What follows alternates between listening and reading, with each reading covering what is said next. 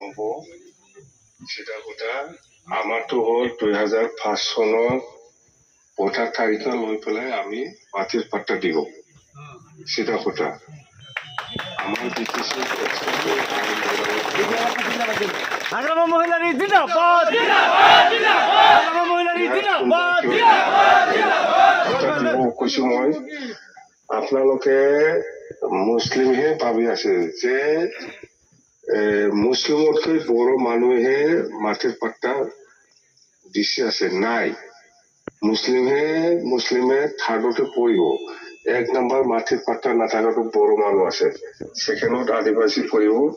থাৰ্ডতহে মুছলিম পৰিব জানে এইবিলাক কিয় চিন্তা কৰা নাই আমাৰ বড়ো মানুহবিলাক চুপচাপ আছে বহুত মানুহৰ মাটিৰ পাট্টা নাই এইটো মই সেটেল কৰিম ইয়াৰ পিছত মই যিটো জানো আদিবাসী থাৰ্ডতহে মুছলিম পৰিব মাটিৰ পাট্টা কিবাটো পইচাটো মই যি কৈছে সেইটোৱে কাম কৰিব মই বেলেগ কাম নকৰিম মই এইবিলাক কৈ লাভ নাই কোন কি পাহনা কৰিছে লাভ নাই মই চৰকাৰত আহক মই দেখাই দিম এইটো মই কোৱা পিছত কাম কৰা মানুহ এইবিলাক পাতে কলে সেটা কথা আৰু বিশ্বাসত ৰাখক এক নম্বৰত মুছলিমতকৈ বড়ো মানুহৰ লগত মাটিৰ পাট্টা নাথাকাটো বেছি আছে সেকেণ্ডত আদিবাসী পৰিব থাৰ্ডত মুছলিম পৰিব আপোনালোকে সাৰ্ভে কৰি চাওকচোন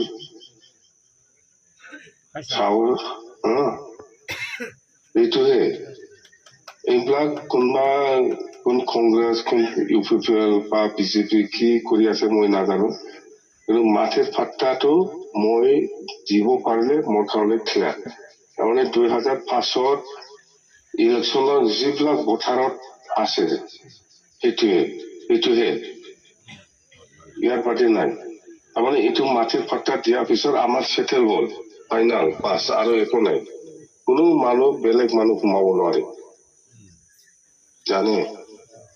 থ্যাংক ইউ স্যাৰ এই একটা বলে ওয়া তাবল খেয়ে এলাম হাগলাম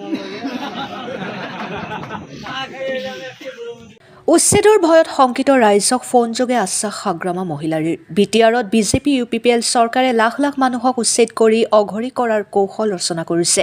বিটিআৰ অঞ্চলত আৰম্ভ হৈছে নিৰ্বাচনী কুচকাবাজ বাক্সা জিলাৰ শালবাৰী সমষ্টিৰ অন্তৰ্গত বুনমাজাত অঞ্চলত বিপিএফ দলৰ এক সাধাৰণ সভা আয়োজন কৰে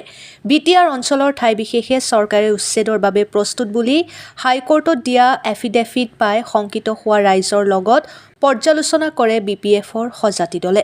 সভাত বিপিএফ নেতাৰ দ্বাৰা ফোন কৰি হাগ্ৰামা মহিলাৰীয়ে চৰকাৰ আহিলে মাটিৰ পাট্টা দিব বুলি আশ্বাস দিয়ে এই সভাত হাগ্ৰামা মহিলাৰীৰ প্ৰতি আশ্বস্ত হৈ অৰ্ধ শতাধিক ৰাইজ বিপিএফ দলত যোগদান কৰে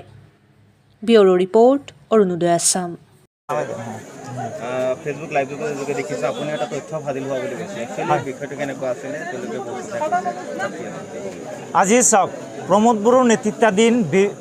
বিজেপি ইউপিপিএলৰ যে মিত্ৰজোঁটৰ চৰকাৰ বিটিচি অঞ্চলত চলি আছে এই চৰকাৰটো সম্পূৰ্ণ মিছা কথাৰ ওপৰত ভিত্তি কৰি তেওঁলোকে চৰকাৰখন চলাই আছে আৰু তাৰ জ্বলন্ত প্ৰমাণ এতিয়া আমাৰ হাতে হাতে আছে এইটো যোৱা জুন মাহৰ 3 তাৰিখে যেটো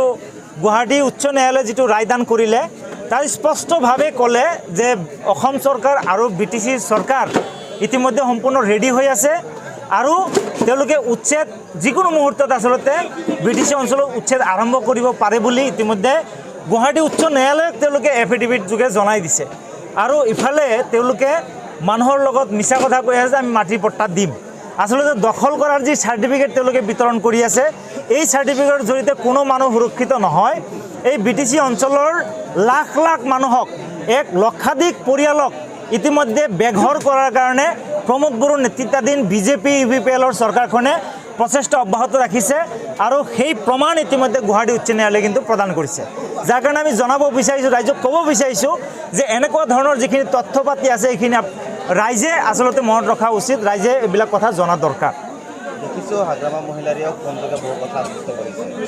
কি আছিলে বিষয়টো ৰাইজক কি ক'লে আজি আমাৰ কাৰণে সৌভাগ্য বুনমাজাৰ বিচিডিচিৰ আমাৰ ৰাইজৰ কাৰণে সৌভাগ্য শালবাৰী সমষ্টিৰ অন্তৰ্গত বুনমাজাৰ আজি ইয়াত ৰাইজ যথেষ্টখিনি আমি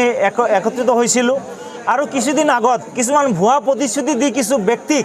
আমাৰ দলৰ পৰা লৈ যোৱাৰ কাৰণে এটা অপচেষ্টা কৰিছিলে, উন্নয়নমূলক কাম কৰিম বুলি কৈ পেলাই কিছু মানুহক আচলতে বিভ্ৰান্ত কৰিছিলে। সেই সকলোৱে আজি পুনৰাই BPF দলত যোগদান কৰিছে, উভতি আহিছে, যাৰ কাৰণে আমি ধন্যবাদ জনাইছোঁ। আৰু আমাৰ মাননীয় প্ৰাক্তন চিফ হাগ্ৰামা মহিলাৰী দেৱে আমাক ৰাইজক সম্বোধি টেলিফোনিক যিখিনি কথা বতৰা কৈছে, তাত মূলতঃ ছাৰে আমাৰ অঞ্চলত থকা যিখিনি ভূমিৰ সমস্যা আছে, মাটি বাৰীৰ যিখিনি সমস্যা আছে, সেই সম্পৰ্কে তেখেতে স্পষ্টভাৱে কৈছে যে BTCত চৰকাৰ অহাৰ লগে লগে অৰ্থাৎ হাগ্ৰামা মহিলাৰী দেৱৰ নেতৃত্বত 2025 চনত যি চৰকাৰ গঠন হ'ব, সেই চৰকাৰ গঠন হোৱাৰ লগে লগেই আমাৰ মাটি বাৰীৰ সমস্যাখিনি তেখেতে প্ৰথমেই সমাধান কৰিব বুলি আজি ৰাইজৰ আগত টেলিফোনৰ যোগেদি তেখেতে প্ৰতিশ্ৰুতি প্ৰদান কৰিছে।